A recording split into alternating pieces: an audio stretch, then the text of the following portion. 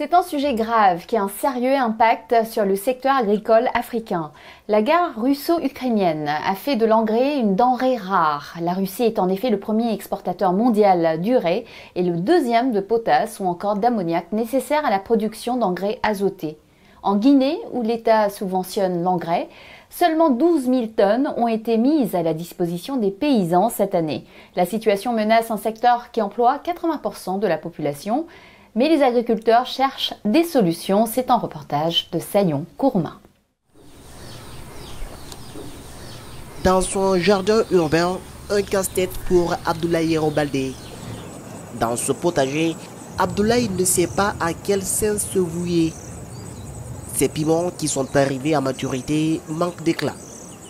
Les feuilles jaunissent et les fruits sont plutôt maigres et sans chair. La faute au manque d'engrais. Normalement, ça devrait être plus gros que ça, parce qu'on devrait appliquer l'engrais, le NPK, à chaque 15 jours. Maintenant, là, on s'approvisionnait au niveau de la Chambre nationale d'agriculture. Maintenant, on n'a pas l'occasion de s'approvisionner. L'engrais se trouve au niveau du marché local, mais là, c'est trop cher, quoi. Vous voyez, donc...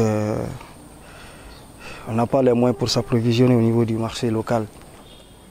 Il faut du NPK, l'azote, le phosphore et le potassium, indispensables pour le maintien de la fructification.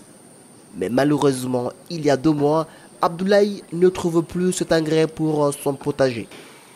Et les tomates aussi tardent à se développer parce qu'elles n'ont pas reçu les premiers engrais de couverture qui sont l'urée et le superphosphate. Après la transplantation, si au 7e jour, si on appliquait l'engrais, ça allait être comme de l'autre côté, la bande qui est derrière nous comme ça. Vu qu'on n'a pas appliqué, et voilà ce que ça représente. Voilà. Un véritable casse-tête pour ces agriculteurs guinéens qui n'ont que leurs yeux pour pleurer. À la Chambre guinéenne d'agriculture, l'on est sensible à la souffrance de ces paysans, mais la crise est mondiale et la Guinée ne fait pas exception. Il y a un manque d'engrais parce qu'il y a une crise internationale. Vous n'êtes pas sans savoir que depuis quelques mois, il y a une crise causée par la Russie et l'Ukraine.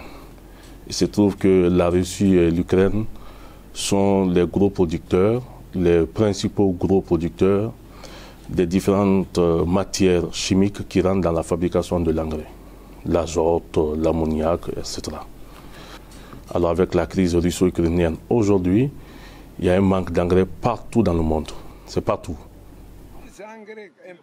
Conséquence, l'engrais qui se vendait à un peu plus de $10 par sac se négocie aujourd'hui à environ $50.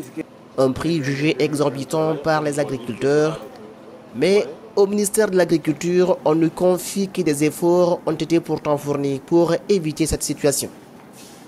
C'est une réalité mondiale. Par contre, l'engrais qui est distribué à travers la Chambre nationale de l'agriculture, donc avec une implication de l'État, est moins cher que l'engrais sur le marché. Cet engrais est vendu à environ 450 000 francs guinéens le sac, ce qui fait environ $50, pendant que le sac de 50 kg, pendant que sur le marché normal, le même sac est vendu à 550 000, 600 000 francs guinéens. Donc il y a un écart important de plus de $10 entre l'engrais vendu à travers la Chambre nationale de l'agriculture et l'engrais sur le marché normal.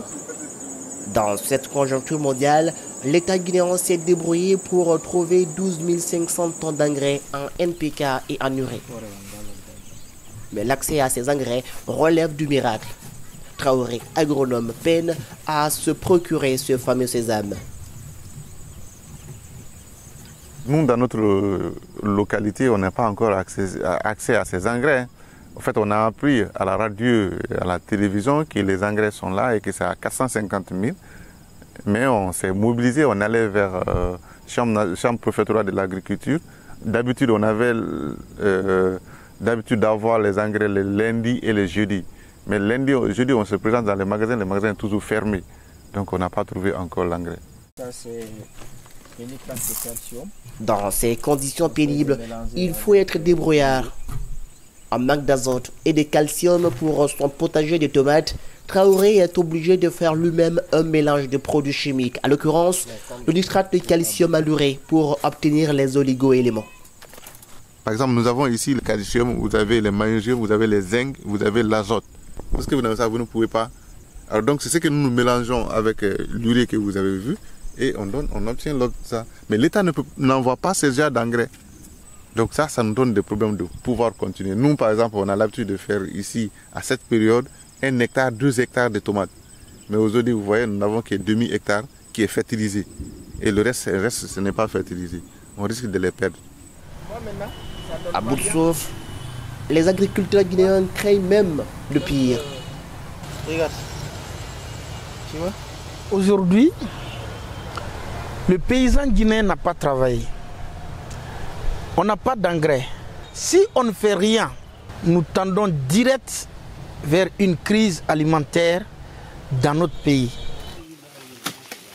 Et cette pénurie d'engrais interpelle une fois de plus sur l'impératif pour chaque État africain de travailler à assurer sa sécurité alimentaire et surtout trouver des alternatives bio. Les engrais organiques s'imposent à nous et la faible productivité constatée des champs est due au fait bien sûr de l'approvisionnement de certains sols. Et la meilleure manière de régénérer les sols, c'est d'utiliser un engrais organique. Vu cette crise des produits chimiques sur le marché, la solution serait les engrais bio. Et tout particulièrement en Guinée où la première usine chimique a fait faillite en 2017, un an seulement après son inauguration. Depuis, c'est l'absence d'initiative pour relancer la production d'engrais essentielle au développement de l'agriculture guinéenne, alors même que 80% de la population dépend de ce secteur.